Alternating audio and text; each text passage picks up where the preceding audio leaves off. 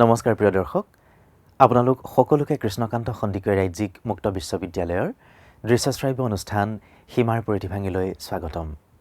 প্ৰিয় দৰ্শক, আমাৰ আজিৰ বিষয় হ'ল অসমীয়া লোকসাহিত্য। আৰু এই বিষয়ে কিছু কথা আপোনালোকক জনাব কৃষ্ণকান্ত সন্দিকৈ ৰাজ্যিক মুক্ত বিশ্ববিদ্যালয়ৰ অসমীয়া বিভাগৰ সহকাৰী অধ্যাপক ডক্টৰ মৃণালজ্যোতি গোস্বামীয়ে। তেন্তে প্ৰিয় দৰ্শক, আহকচোন আগবাঢ়ো আজিৰ অনুষ্ঠানটিৰ মাজলৈ। প্ৰিয় শিক্ষাৰ্থীসকল, কৃষ্ণকান্ত সন্দিকৈ ৰাজ্যিক মুক্ত বিশ্ববিদ্যালয়ৰ এই অনুষ্ঠানলৈ আপোনালোকক পুনৰবাৰ স্বাগতম জনাইছোঁ। আজি আমি আলোচনাৰ বাবে বিষয় নিৰ্বাচন কৰিছোঁ অসমীয়া লোকসাহিত্য। থোৰতে আমি ক'ব বিচাৰোঁ যে আজিৰ এই আলোচনাত অন্তৰ্ভুক্ত হৈছে লোকসাহিত্য বা মৌখিক সাহিত্য বুলিলে আমি কি বুজিম, অসমীয়া মৌখিক সাহিত্য আৰু ইয়াৰ শ্ৰেণী বিভাজন। লোকসাহিত্য বা মৌখিক সাহিত্য এই সম্পৰ্কে আমি কি ক'ম? লোকসাহিত্য বুলি ক'বলৈ গ'লে আমি প্ৰথমতেই পাওঁ তাত লোক শব্দটো আছে। লোক শব্দটো মূলতঃ সংস্কৃত শব্দ। ইয়াৰ অন্যতম অৰ্থ জনসাধাৰণ। সেইবাবে সহজতে বুজা যায় যে লোকসাহিত্য মানে জনসাধাৰণৰ সাহিত্য বা জনসাহিত্য। শিপাই যেনেকৈ মাটিৰ তলত থাকি গছক পত্ৰে পুষ্পে সুভূষিত কৰি ৰাখে, তেনেদৰে সকলো সাহিত্যৰে মূলভাগ লোকজীৱনৰ অন্তৰালত ঢাক খাই থাকে। পৃথিৱীৰ সকলো সাহিত্যতে দুটা স্পষ্ট ধাৰা আমি দেখিবলৈ পাওঁ। প্ৰথমটো পৰিকল্পিত প্ৰচেষ্টাৰ মাজেৰে নিৰ্মিত সাহিত্য আৰু দ্বিতীয়টো লোকজীৱনৰ সমূহীয়া অংশগ্ৰহণত স্বতঃস্ফূৰ্তভাৱে নিৰ্মিত সাহিত্য।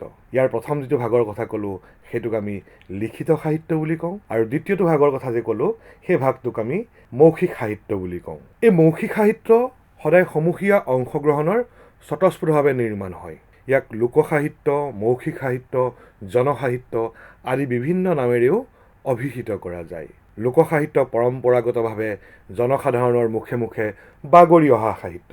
অনাখৰী কৃষক, শ্ৰমিক, গৰখীয়া, নাৱৰীয়া, শিপিনী, বোৱনী বা আমাৰ সমাজ জীৱনত থকা বিভিন্ন শ্ৰমজীৱী মানুহসকলে তেওঁলোকৰ গীত, মাত, সাধুকথা, ফকৰা যোজনা আদিৰ সমাহাৰত যিখিনি সাহিত্যৰ সৃষ্টি হয় সেইখিনিকে আমি লোকসাহিত্য বুলি কওঁ। লোকসাহিত্যৰ অন্যতম বৈশিষ্ট্য হ'ল অনুভূতিৰ অকৃত্ৰিমতা আৰু স্বতঃস্ফূৰ্ততা। প্ৰকৃতিৰ জগতৰ লগত ইয়াৰ সম্পৰ্ক অতিকে নিবিড়। আমি যদি ইতিহাস চাওঁ তেতিয়া দেখিম যে অসমীয়া লোকসাহিত্য সৃষ্টি সুদূৰ অতীততেই হৈছে। লিখিত সাহিত্য আৰম্ভ হোৱাৰ পূৰ্বতেই এই বিভিন্ন ধৰণৰ সাধুকথা, ফকৰা যোজনা বা তেনেধৰণৰ গীত মাত আমাৰ সমাজত প্ৰচলিত হৈ আহিছে। বিশ্বৰ বিভিন্ন সমাজৰ দৰে অসমীয়াতো তেনেধৰণেই প্ৰচলন হৈ থকাৰ প্ৰমাণ আমি বিভিন্ন সাহিত্যৰাজিৰ মাজত দেখিবলৈ পাওঁ। বৰ্তমান সেই সাহিত্যবোৰ লিখিত ৰূপত সংৰক্ষণ কৰা হৈছে। বিষয়বস্তু আৰু ৰচনাৰীতিৰ ফালৰ পৰা অসমীয়া লোকসাহিত্যক প্ৰধানকৈ আমি তিনিটা শ্ৰেণীত ভাগ কৰিব পাৰোঁ। লোকগীত প্ৰথমটো, দ্বিতীয়টো হ'ল ফকৰা যোজনা, প্ৰবাদ প্ৰতন্তৰ, সাঁথৰ আদি, আৰু তৃতীয়টো হ'ল সাধুকথা। লোকসাহিত্যৰ প্ৰথম ভাগটোৰ কথা আমি ক'লোঁ লোকগীত। লোকগীত মানেনো কি? আদিম মানৱৰ ব্যক্তিগত আৰু সামূহিক ভাৱ অনুভূতিৰ প্ৰকাশক হিচাপে যিবোৰ গীত অতি প্ৰাচীন কালৰে পৰা নিৰক্ষৰ জনসাধাৰণৰ মাজত ৰচিত আৰু প্ৰচলিত হৈ আহিছে সেয়াই লোকগীত। ই চহা প্ৰাণৰ মুক্ত পৰিস্ফুৰণ আৰু আদিম তথা মৌলিক ভাৱাবেগৰ অকৃত্ৰিম প্ৰকাশ। মানুহৰ সভ্যতা আৰু সংস্কৃতিৰ কঠীয়াতলিতে ইয়াৰ জন্ম আৰু বিকাশ সাধন হৈছে। যুগৰ সীমা চেৰাই এই গীতবোৰ মানুহৰ মুখে মুখে প্ৰচলিত হৈ আহিছে আৰু আহোঁতে সময়ৰ হাত বুলনিত তাৰ ভাষাৰো কিছু পৰিৱৰ্তন সাধন হৈছে। এই গীতবোৰৰ গঞা সমাজৰ সামূহিক সৃষ্টিয়ে ব্যক্তিবিশেষৰ নহয়। সেইবাবে এই গীতবোৰত বা এই শ্ৰেণীৰ ৰচনাত আমি কোনো ধৰণৰ ৰচকৰ নাম সাধাৰণতে দেখিবলৈ নাপাওঁ। বিষয়বস্তুৰ ফালৰ পৰা আমি লোকগীতকো পুনৰ তিনিটা সৰু ভাগত ভাগ কৰি আলোচনা কৰিব পাৰোঁ। এটি হ'ল অনুষ্ঠানমূলক, দ্বিতীয়টি হ'ল আখ্যানমূলক আৰু তৃতীয়টি হ'ল বিবিধ বিষয়ক। এতিয়া অনুষ্ঠানমূলক গীত। অনুষ্ঠানমূলক গীত মানে কি? অনুষ্ঠানমূলক গীত বুলি কওঁতে আমাৰ এই শব্দটোতে সোমাই আছে ইয়াৰ অৰ্থটো কি? অনুষ্ঠান। অনুষ্ঠান মানে কি? আমাৰ সমাজ জীৱনত আমি সমাজ জীৱনখনত সামূহিক জীৱন যাপনৰ বাবে কিছুমান সৰু সুৰা অনুষ্ঠান আয়োজন কৰোঁ। সেই অনুষ্ঠানবোৰত সংগতি ৰাখি যিবোৰ গীত আমি পৰিৱেশন কৰোঁ সেইবোৰকে আমি অনুষ্ঠানমূলক গীত বুলি ক'ব পাৰোঁ। আৰু এই গীতবোৰক পুনৰ দুটা ভাগত ভাগ কৰে। এই দুটা ভাগ হ'ল ভক্তিমূলক বা ধৰ্মীয় অনুভূতিমূলক গীত আৰু দ্বিতীয়টো হ'ল ভক্তি নিৰপেক্ষ গীত। এতিয়া ভক্তি নিৰপেক্ষ গীত মানে কি? য'ত ভক্তিৰ কথাটো মূলতঃ নাহে। এই ধৰক বিহুনাম, বনগীত, হুঁচৰি, বিয়ানাম, ভেকুলী বিয়াৰ গীত, এইবোৰেই তাৰমানে আমাৰ ভক্তি নিৰপেক্ষ গীতবোৰৰ প্ৰধান উদাহৰণ। এই যে কয় এই ঘৰতো নবহে মন সমনীয়া, এই পথাৰতো নবহে মন, এই কমোৱা তোলাবোৰ যেনেকৈ উৰিছে তেনেকৈ উৰিবৰ মন। এই যে বিহুগীতত গালে তাত আমি দেখা পাওঁ চহাপ্ৰাণৰ মুক্ত স্ফুৰণ ঘটিছে। ইয়াত কমোৱা তোলাৰ দৰে প্ৰেম ব্যাকুল চঞ্চল মনৰ তুলনা কৰা হৈছে। ঠিক সেইদৰে হুঁচৰিয়ে চ'ত আমি বিহু মাৰো য'ত, দুবৰি নগজে ত'ত। এই যে হুঁচৰি গীত, এই হুঁচৰি গীত আৰু বনগীত বিহুগীতৰে দুটা ভাগ। হুঁচৰি গীত আশীৰ্বাদ সূচক আৰু মাৰ্জিত ধেমালিৰে পৰিপূৰ্ণ, বনগীতত উন্মাদ কামনাৰ প্ৰকাশ আছে। কল্পনাৰ বিলাস আৰু উপমাৰ বৈচিত্ৰ্যৰে বিহুগীতৰ সৌন্দৰ্য তুলি ধৰিছে। এই যে আমি ক'লোঁ আমাৰ অসমত বাস কৰা বিভিন্ন জনগোষ্ঠীয়েও তেওঁলোকৰ সমাজ জীৱনত বা তেওঁলোকৰ লগত খাপ খোৱাকৈ বিহুৰ লগত সংগতি থকা বা বিহুৰ একেধৰণৰ বিভিন্ন উৎসৱ পাৰ্বণ আয়োজন কৰে। ধৰক বড়োসকলৰ বৈশাগু, ৰাভাসকলৰ বাইখু, মিচিংসকলৰ আলি আই লৃগাং, কাৰ্বিসকলৰ ৰংখেৰ, এই উৎসৱসমূহ বা এই উৎসৱসমূহত গোৱা বিভিন্ন গীত পদো আমি পাওঁ। এইবোৰেই তাৰমানে আমাৰ বিহুগীতৰ সমপৰ্যায়ৰ। ঠিক সেইদৰে বিবাহ উৎসৱতো আমাৰ কিছুমান গীত গোৱা যায়। এই পানী তোলা, দৰাক গা ধুওৱা, শোৱাগুৰি তোলা, দৰা আদৰা আদি গীতবোৰ গহীন আৰু ৰুচিপূৰ্ণ। আন এক শ্ৰেণীৰ বিয়ানাম আছে যিবোৰত দৰা বা কইনাঘৰীয়াক ঠাট্টা মস্কৰা কৰি উপভোগ কৰা হয়। এনেবোৰক উজনিৰ ফালে জোৰানাম আৰু নামনিৰ ফালে খিচা গীত বোলে। যেনে এই তালপাতৰ বিচনী, দৰা ঘৰৰ মানুহকেইটাৰ একেবাৰে ফুটনি। এনেধৰণৰ গীত কিছুমান আমি দেখিবলৈ পাওঁ। ঠিক সেইদৰে এইখিনি আমি ক'লোঁ ভক্তি নিৰপেক্ষ গীত। আমাৰ ভক্তিমূলক গীতো কিছু আছে। দেহ বিচাৰৰ গীত, টোকাৰী গীত, হাইদাং গীত, জিকিৰ আৰু জাৰি আদি গীতবোৰত সংসাৰ তত্ত্ব সম্পৰ্কীয় আৰু শৰীৰ তত্ত্ব সম্পৰ্কীয় বিভিন্ন কথা অৱতাৰণা কৰা হৈছে। এই গীতবোৰকে আমি ভক্তিমূলক গীত বুলি ক'ব পাৰোঁ। এনে গীতত সংসাৰক গহন বন বা সাগৰৰ লগত আৰু শৰীৰক কেতিয়াবা নাও, কেতিয়াবা ঘৰৰ লগত তুলনা কৰা হৈছে। জীৱনটো যে অনিত্য, দেহৰ ভিতৰত 14 ব্ৰহ্মাণ্ড আছে আৰু হৰিনামেই যে জীৱনৰ মূলধন, এইবোৰ তত্ত্ব এই শ্ৰেণীৰ গীতত পোৱা যায়। উদাহৰণ হিচাপে আমি ক'ব পাৰোঁ কহয় মাধৱ শুনা বন্ধু হবে, এৰিও বিষয় ধান্দা, ৰাম নাম ধন অমূল্য ৰতন, হৰিনাম গলে বান্ধা। এই ধৰণে আমাৰ আজান পীৰে কিছুসংখ্যক গীত লিখিছিল, জিকিৰ। এই জিকিৰসমূহো আমি আমাৰ ভক্তিমূলক গীত হিচাপে লোকগীত হিচাপে আমি ক'ব পাৰোঁ। আৰু এই আজান পীৰৰ জিকিৰসমূহত যে ইছলাম ধৰ্মৰ মূল তত্ত্ব কথা প্ৰকাশ কৰা হৈছে। আৰু এই গীতসমূহ অসমীয়া সাহিত্যৰ অমূল্য সম্পদ হিচাপে বিবেচিত হৈ আহিছে। অসমীয়া সাহিত্যত থকা দ্বিতীয় শ্ৰেণীৰ ভাগটোৰ কথা আমি কৈছিলোঁ আখ্যানমূলক গীত। এই আখ্যানমূলক গীত বুলি কোৱাৰ লগে লগে তাত আমাৰ কি পালোঁ? আখ্যান মানে কি? কাহিনী, য'ত কাহিনী এটা বৰ্ণনা কৰা হয়।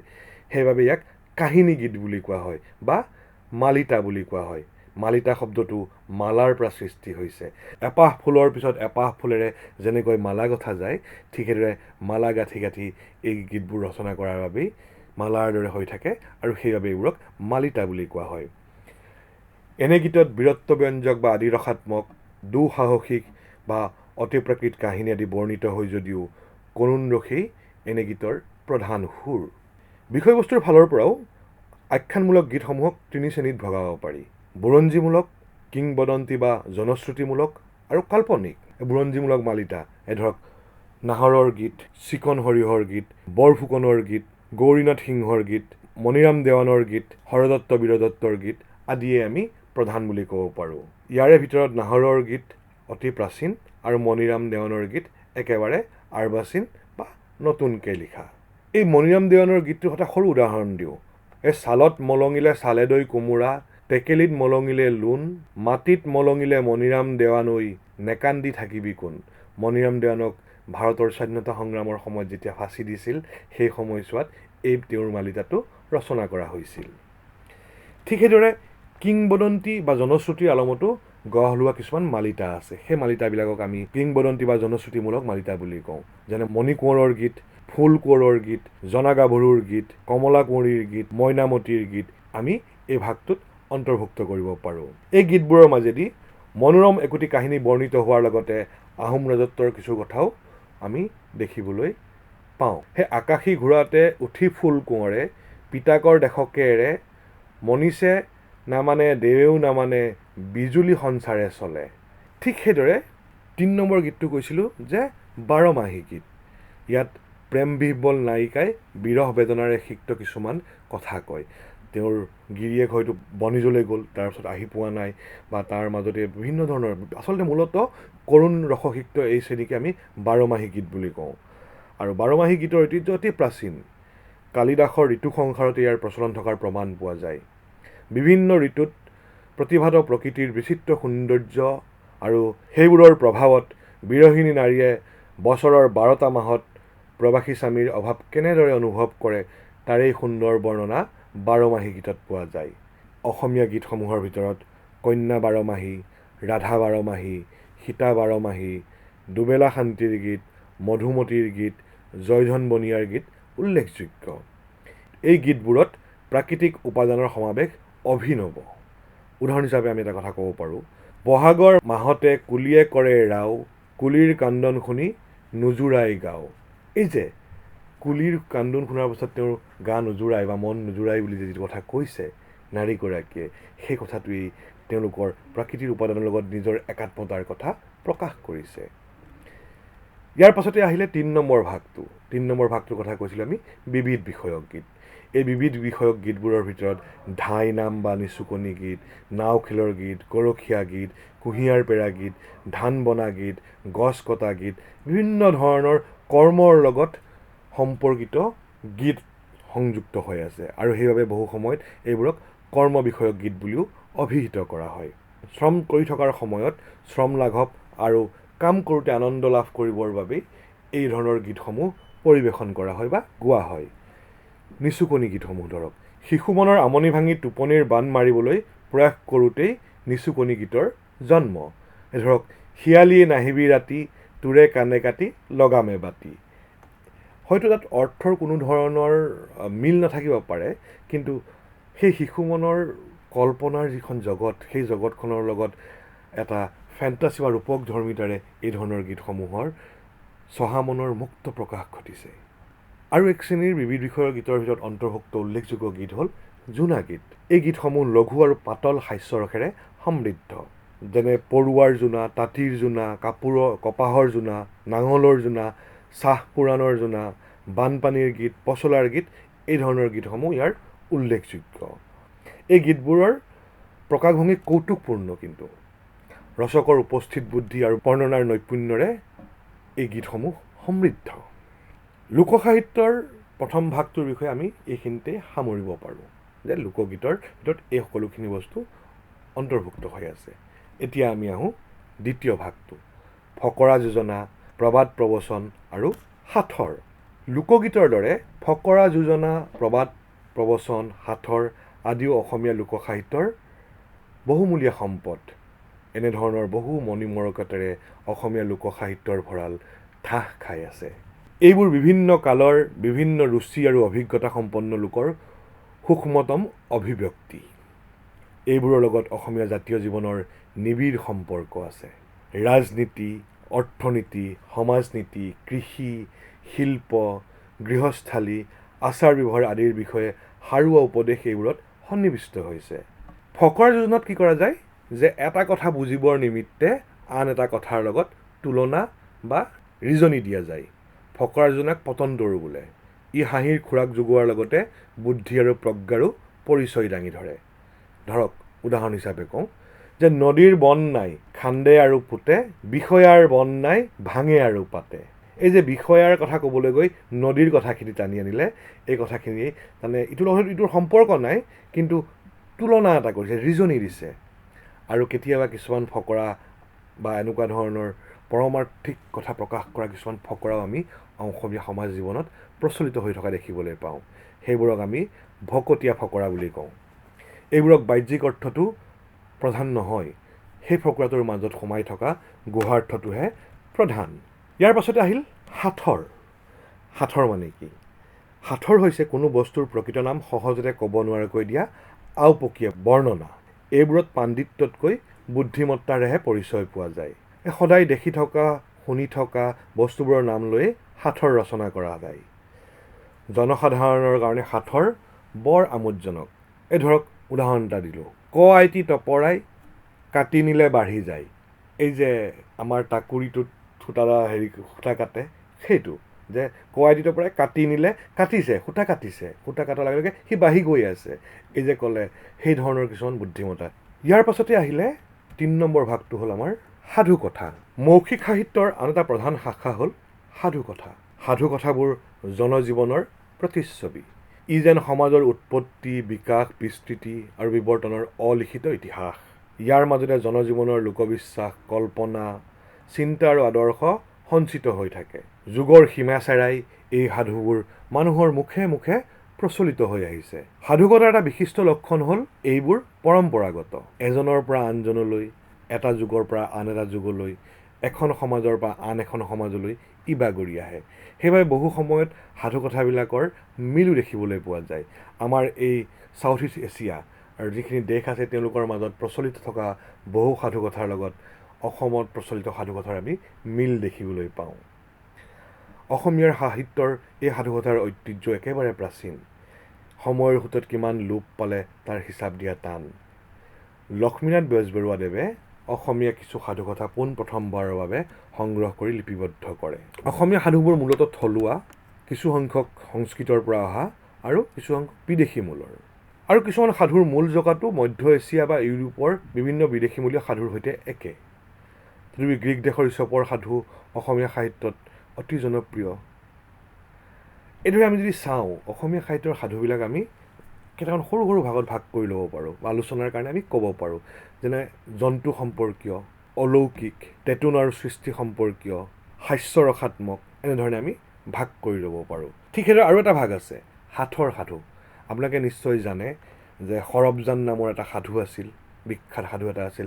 লক্ষ্মীনাথ বেজবৰুৱাই বুঢ়ী আইৰ সাধুটো অন্তৰ্ভুক্ত কৰিছে। ধৰক তাতে এটা কথা ক'লে, এক কলো লেখি এক কলো দেখি, হাড়দৈ বোলোতে ওলাল হাড়ডাল, এইবেলিহে পৰিল ফৰিঙৰ মৰণৰ পাল। এই কথাটোতে গোটেই সাধুটো সোমাই আছে।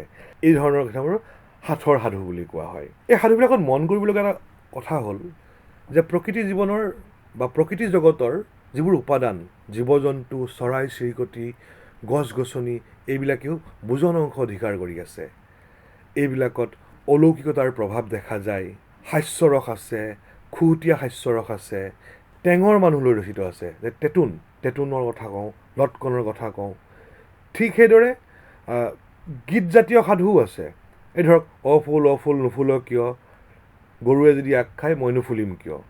এই ধৰক পৰুৱা আৰু ভেকুলাৰ সাধু এটা আছে এনেধৰণৰ বিবিধ সাধুৰে অসমীয়া সাহিত্য ভঁৰাল ঠাহ খাই আছে।